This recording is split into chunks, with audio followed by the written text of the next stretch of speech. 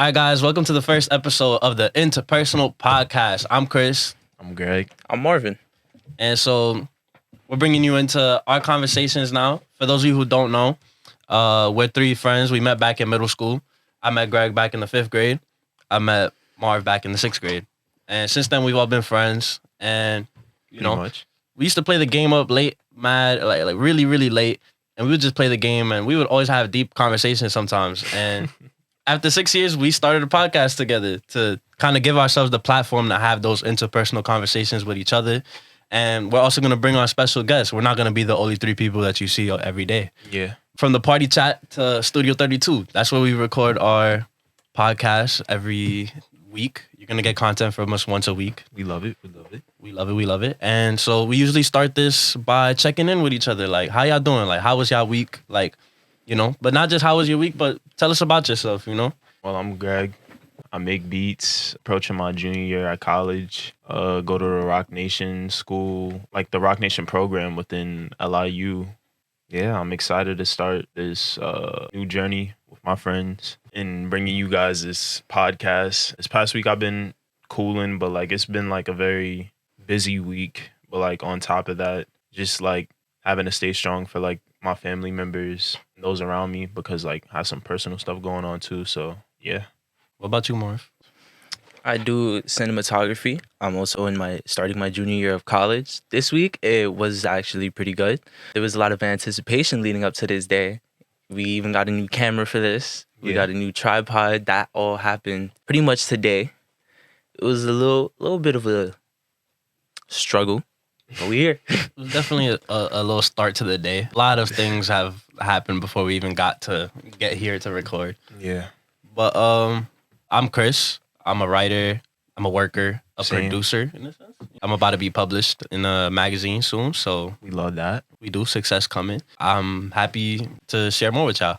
Let's get into it. So our first topic of the day is the Noname album. So recently, Noname just dropped the album. In that album, there's a lot of controversy that surrounds the album. But in this today, we're gonna just get into just talking about that album, like our thoughts and opinions, and also the controversy itself. So My opinion, like on the album as a whole, I just felt like it was a very introspective album, like looking in on like the Black community as a whole, and just like even herself, she was looking within, just like trying to keep it real. Like that's as no name as it gets. That's my thoughts on the album as like a full body of work.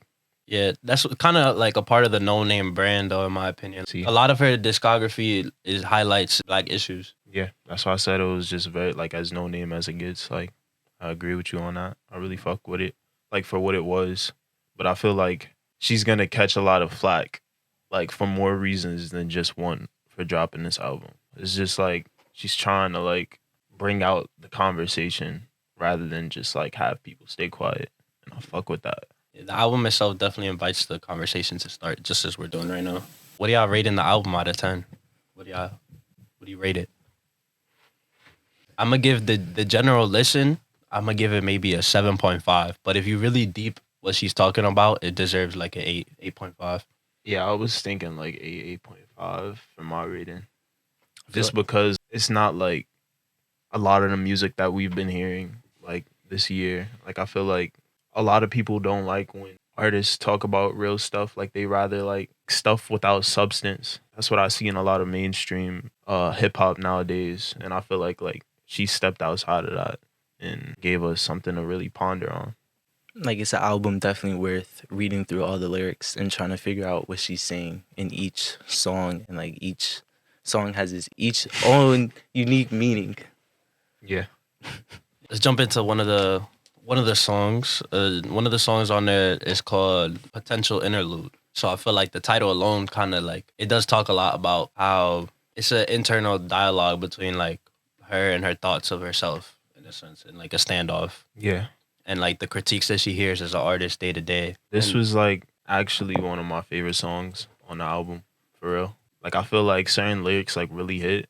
Like the knock knock potential nobody answers. I guess she was like trying to show how like she maybe doesn't want to fulfill her own potential if that's like all anybody is really gonna truly love her for. Like rather than the person she is, like before that and growing into that. I guess it was like sort of like not conforming to the belief that one has to be at their peak to be loved as like we are all like, I would say, like riddled with imperfections along the way, or like either way. Like you're gonna be imperfect at your full potential, and you're gonna be imperfect like how you are now. So like she's just like straying away from that idea that you have to like live up to other people's expectations of you in order to receive that conditional love from them. But don't you also feel like, even in real life, like people will celebrate with you when you reach those milestones Yeah. alongside? They're waiting to see. She does say that people will wait. People will like you for the potential that you have instead of what you've already accomplished. But then why would those people be there when you reach those milestones, or already at those milestones? But also, I'd say this, like, she talks about people, like you said, loving her for her potential, not what she currently is. But I say it's a double-edged sword because, like, I kind of want people to not love me for my potential, but still have love for me and understand the potential. Yeah, like Like- see the potential inside of you. Like, if you, like, basically saying, like from Noname's perspective, if people love me because they think I could be the number one artist, then I kind of want you to, like, if you believe it, I'm gonna believe it even more. But not saying that you need that, because some people like definitely need that validation from Yeah. other people. But I say it's not completely bad to have somebody expect the best from you. But it's almost always implied to reach for even bigger and greater goals. I'm not saying that's wrong, but it's like a standard almost, which I think is what she's kind of getting at. I don't know. I guess with me, it's more about like the way that I live my own life. I don't like complacency. I would rather strive for more. And if other people want me to strive for more, it's only going to make me want to get there quicker or do more. There was another line in the song. It was like, if you were just a little bit more pretty, I feel like rap just like Kenny. yeah, rap just like Kenny, like you would be a happy one. Like I feel like she was touching on the fact that like that was like the industry's like expectation of her. Basically saying like if you were like these more like these other things, like you and like essentially I guess living up to like your potential, you would be worthy of being like number one. If you're at the same level or working towards the level of already established people. The line is saying, like, if you rap like Kenny, if you were just a little bit more pretty, you would be happy. In a sense, like, she understands that she didn't reach the potential that those people loved her for. Yeah. And maybe it's reflective on the fact that, like, she feels like she hasn't reached the potential that they wanted for her. And in turn, like, those people no longer love her, so she's no longer happy. I also feel like it was just touching on like the current state of like the music industry, like as a machine as a whole. Like I guess trying to say if you were like more like these other people, things that we are like really advertising and pushing right now, like you would be more successful and well off. I feel like that's like how the industry sees a lot of people, like the music industry specifically sees a lot of the creatives in that field right now. Like they just feel like they're looking for the next big thing and these people with the same qualities. And like a lot of things seem like carbon copied like now in music, and I feel like that's why. She has a very similar message on the Namesake song as well. How like everybody will fall in line into the same ideals that have already been set, like the same aspirations. Like doesn't she reference Rihanna on that track as well? Yeah. In Namesake? Yeah, Namesake. She referenced Rihanna, Jay-Z. Yeah. She made a lot of call outs on that song. Like they were talking about the Super Bowl in that one, like and how like it's kind of glamorizing. She was like the war machine gets glamorized. Like we're just distracted by these minuscule things while like how there's a whole lot of other stuff that could be talked about and going on. I mean, she has a lot of like we've said before. She talks about a lot of topics. She talks about pain, about fame as well, one's own self potential, the way others will view you, and how you'll view others as well. Which is like overall, I feel like the album receiving an 8 is there. Because a lot of albums that don't even have like good lyrics or songs we're talking about get high ratings sometimes. Yeah. But this whole album as a whole, I gotta highlight it was amazing with its beat selection, its flows, and this might be controversial to say, but even the feature list. And I'm saying, I said that might be a little controversial, but I'm just saying the people that she chose in terms of sound, not what they said, because like we're gonna get into the controversy, but in terms of sound, the people that she chose definitely complimented the album in terms of sound. Like she had Common on there. I wasn't expecting to see Common on there. Yeah. And I feel like the beat selection, this is perfect. This is right down Common's aisle. The other artists as well. Would you like to enlighten us more on like this controversy on the album? I did hear people calling Jay Electronica anti-Semitic. on the album. I'm not really like too well versed on the whole thing, but like I do know people were saying he was wilding. From what I saw, he was kind of wilding a little bit. Y'all want to get into that? Let's dive into this album a bit more. So this is the deep dive now. But basically, one of the featured artists, his name is Jay Electronica, and he's basically a rapper, very famous rapper. But he kind of has a past in the sense that like he's openly been a bigot before, in a sense, towards the Jewish community. Can we say that? Yes, Marvin, we can say that. Yeah, bro. But basically, the controversy stems from the lyrics that he chose to put in one of her songs called "Balloons." In it, he really starts attacking, I'll say, religion as a whole, but he really focuses on the Jewish community. But that's not the only religion. That's not the only religion that caught us stray. But Jay Electronica, he identifies as Muslim. Just for context, you guys want to go over the lyrics because his verse was crazy. Actually, let me play it for y'all so y'all can hear it. Can we do that? Can we platform that? Let's. I mean, for like, yeah, I guess copyright reasons though. I mean, it's an edit away.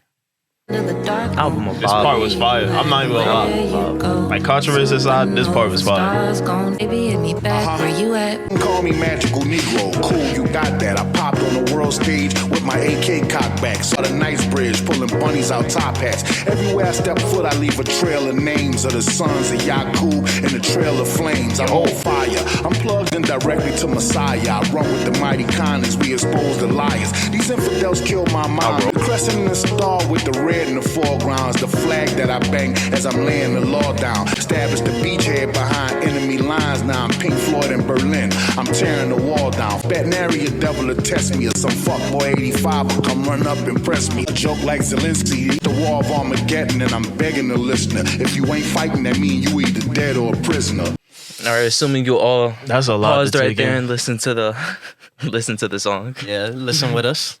But damn, did a lot of people cause strays in there. Yeah, bro.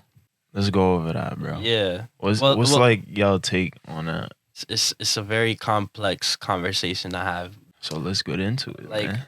I feel like you could take it from the standpoint of the situation as a whole and understand like what type of conversation he's trying to bring up. But in it, he's basically like, he's kind of in a sense justifying like what's going on kind of right now with Palestine and Israel. Damn, I don't know if I agree with that. What do you think? I'm not that educated in the matter. As a matter of fact, none of us are. We could all be wrong right now. Yeah. Damn. We did good because none of us follow either religion. I feel like my just general view on shit is just peace and love. And that might be hypocritical coming from somebody living in America. But that's my personal view on shit, bro. Do you think what he was saying was like inherently violent though? Like, I mean, you could clearly like, I guess, hear like his tone of like being on timing during the verse. Bro fully said the crescent and the star with the red in the foreground is the flag that I bang as I'm laying the law down. Like, bro, like he's banging the flag like as if it's like he just spun your block. See, yeah, like like you can obviously see like he's saying it in an aggressive way, like. And then the president from Ukraine just caught the meanest stray. Like he fully just said that is a whole nother topic, but it's like, damn, like it does make you, I guess, question certain shit going on right now. I would say, like it does. It brings it to question, and that's one thing that I did want to get into. I feel like it's kind of weird to see like modern day problems in the sense, not modern day problems, but like I like to call like kind of like stuff like this is like in terms of just politics, like just general politics between religions or between, factions or countries even. And I said that it's kind of weird to see because like we see like there's, especially like in the world today, there's a big indifference, especially between those two faiths, like Judaism and Islam. But I said it's a little weird to see like it penetrate this culture of rap, this being reflected in mainstream rap, like in a sense, rap has evolved from like just trauma dumping to the trauma inflicting. I feel like with this verse, but like, and like spitting rhetoric that inspires that type of like, but like race hate. Can't you just say this is like another form of rap? Because like, gangster rap has been doing this for a long time now. Like you said, at the end of the day, it's like, two factions basically perpetuating violence against each other, and like the words that they say, like trying to instigate the other side or just start some shit. So like I feel like this is just another form of that, just like on a grander scale. You have a larger platform now, and now you're like taking it away, like less of like gangs, but like just like people now as a whole. Yeah. I feel like it's kind of like changing the subject matter as well. Like even in this Noname album, she talks about how rap now, like to be successful, you basically have to trauma dump. And I say like even she, like low key, she did it. She did it as well in this album. It's like it's a critique on the industry that she also followed. And The Toxic song, is that low key trauma dumping low key? that's what I'm saying. The Toxic song, she talks about. There's a bar in there basically saying that her ex like had a baby on her. That's kind of crazy. And so she really gets deep into it. And not just that, but I say like she's also trauma dumping like her time in the industry. But obviously I don't love like starting that conversation about like Jay Electronica getting into that like controversy in a sense. Like, but I do love this new take on I feel rap. like that is we're changing from like the general topics. Like I feel like a lot of people are tired from just hearing like, oh, I get money, I get girls. Yeah. Or just hearing like pussy rap, for instance. Like I feel like Jay Electronica aside, like I feel like it was a very good album and like accomplishing what you were saying. But like I feel like the Jay Electronica situation can I feel like the Jay Electronica situation, it kind of like the controversy overshadowed like the album for what it was. Yeah. Because like you got people just shitting on the album now because you're platforming somebody that chose to like, spew hate. But like that's like if I hated your whole album because Marvin hopped on there and dropped the bar about how, yo, fuck Chris. But it's also like you shouldn't, and then me saying, yo, your shit is trash. Yeah. But I say appreciate the album as a whole, outside of the controversy. Yeah. I feel like right now there's other stuff to listen to other than just that song. Yeah. With the controversy included. But what about you, Marv? What do you feel like were the highlights of the album outside of that? Outside of this track? Outside of the controversy, like what was your favorite parts of it? I mean, we actually got to see this, some of these songs performed, me and Greg. Yeah. Really? Yeah. Namesake, bro, she performed before she even like dropped it. And at the time, I didn't even know about her. And then I heard this album, and it really changed my opinion of her because wasn't she also being discussed about like way back when J. Cole released that track? Yeah. Yeah. And like even then, I just knew it was J. Cole was talking about someone. I didn't even know who it was at the time. But I feel like even though it's controversial, this song, first of all, it brought her to the forefront of a lot of conversations, as we mentioned, but she also made the decision to have him be on the track. Like, it's not like he was just there and she had no idea. Like, she heard the lyrics as well. Yeah, she also could have chose to not put that song on. When the controversy first arose and she was getting a lot of hate for her album for over what Jay Electronica said and also the song itself because, being the artist, you're the one that's technically given the platform and she could have very easily just taken the song out or done whatever with it or even taken his verse out. But she ended up deciding to respond on IG. And in the IG story post, she said, "Here's the truth. No, I'm not anti-Semitic. I don't hate groups of people. I'm against white supremacy, which is a global system that privileges people who identify as white. I've been clear about this for years. I'm not going to apologize for a verse I didn't write, but I'm going to apologize for including it on my album. If you feel I'm wrong for including it, that's fair. Don't listen. Unfollow and support all the other amazing rappers putting out dope music. Your disappointment truly means absolutely nothing to me, and I said that with love." Hey, bro. I feel like that's a good response. Yeah. Like I don't feel like people like I said, like I don't feel like okay, yeah, that was like what he said like was some shit, but like I don't feel like you should demonize her in a way and like try to call her anti-Semitic because that wasn't even her verse. She already stated her stance on it, said she wasn't anti-Semitic, but like she told them what it was, told them if they're not gonna rock with her because of that, so be it. But like she just gonna keep doing her and pushing her message. So like I kinda do fuck with that. Yeah, I feel like that was a very real response. But yeah. Last song I really want to talk about on this album is Hold Me Down. I feel like that was the most, I would say, not the most, but like it had a lot of bars where it was very like introspective on the culture. Like like started this whole conversation off with. She was like, won't be a self-critic, burn up our whole village. That wasn't us. That was colonialism. We keep our babies fed. We don't beat and rape our women. It was like basically saying like the black community like points its fingers elsewhere and never like looks within and takes accountability for like our own issues that we, you know, contribute to our struggle, like our everlasting struggle, I would say. I guess just like accountability could go a long way when wanted to like create change for the future. Like if you would just look within and see some of the faults that we ourselves are perpetuating and like causing, we would work together. She mentioned that there's an issue with doing just exactly what you said, that in her verse, she says, you was with it when benefits were added to the account. Basically, like, people would join a cause or be a part of something. And like, we saw this during the BLM protests. Yeah. And even during LGBTQ rallies and protests and all that. Yeah. Basically, when it became beneficial to be a part of those groups and like advocate for them, that's when you would join. And then later on in the, like, literally the verse after, she says, could count on you for a favor for a certain amount, meaning that like you're just with it, but I know you're not going to be there to help out all the way through.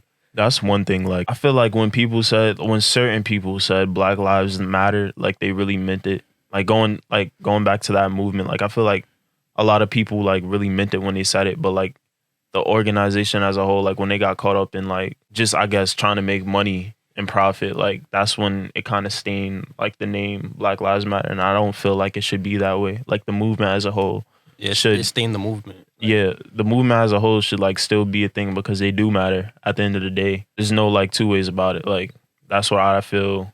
I feel like a lot of people that said it felt that sentiment, and the organization just made it something different. So yeah, they made it about getting the coin, but that's not really what it's about. And I guess like it's certain criticisms like that can go a long way when trying to repair the community. Yeah, she provided like a very constructive feedback for the Black community as a whole. A lot of the issues are more internal. I mean, that's not to say that it's not external. There's definitely external.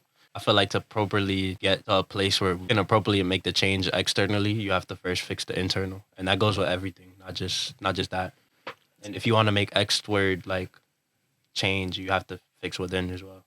I feel like we're seeing the Black community a lot, which is not the Black community. I'm just saying as a whole. Like, well, as a whole, yeah, but even general, when we started talking about this earlier, we said the Black community, which is fine, but it really the conversation should include more than just the Black community.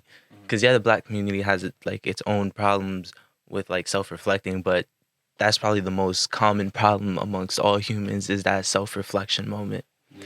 And realizing where you could do better. Like, I feel like that was her focus though. Noname is trying to like criticize like the Black community. That's what she's talking about. And like they're like, I guess, fight against white supremacy and things of that nature. I mean, it definitely could be. I'm just saying that it can be a message that relates to more than just the Black community. Yeah. That more people could be involved in this conversation. Yeah. I agree with you. And that could go a long way with just like, I guess, helping to alleviate the problems that we have like as a human race as a whole when people start to look at them like within. If you enjoyed this podcast, you can find us on... If you enjoyed the podcast, please click the like, comment, and subscribe below. Leave a 5-star rating on Apple Music. This is the end of the first episode. Thank you guys for listening. We appreciate it. You can find us anywhere that there's a podcast. Apple, Spotify, anywhere else, YouTube for the visuals. Be sure to follow our Instagram page for updates on what's going on with the interpersonal peoples. Yeah, comment down below on your thoughts on the album. Any improvements that can be made. Nah, deadass. Feedback would be nice. Feedback would be loved. Also, what do you guys want to hear from us? You can find us anywhere that there's podcasts, anywhere we're going to be there. You're going to just search in the Interpersonal podcast and we're going to pop up. Tune into the YouTube videos. They're going to be posted every Friday. I have fun recording with you guys. You can catch us on Instagram, YouTube, Spotify, Apple, Google, all that shit. tune into the podcast. Let us know down below, like, if Thoughts there's and any opinions? feedback like that you have. This is our first episode, we can always improve. Also, let us know like some topics that you would like us to talk about, Get included in the conversation. Let's get interpersonal in this bitch, All of our links are going to be below. Also, feel free to join the Discord. We're going to start building a community on there. We're going to do a lot of events for that Discord Oh as well. shit, yeah, y'all could join the Discord. Tap in the Discord right now. Tap in the Come Discord. chill with Click us, that man. link. Click the link. Come Come on. chill with us. We be chilling and shit. It's gonna be right here. Yeah. I see it right now. But all right, thank you for listening. This is the end of the podcast. Oh my god.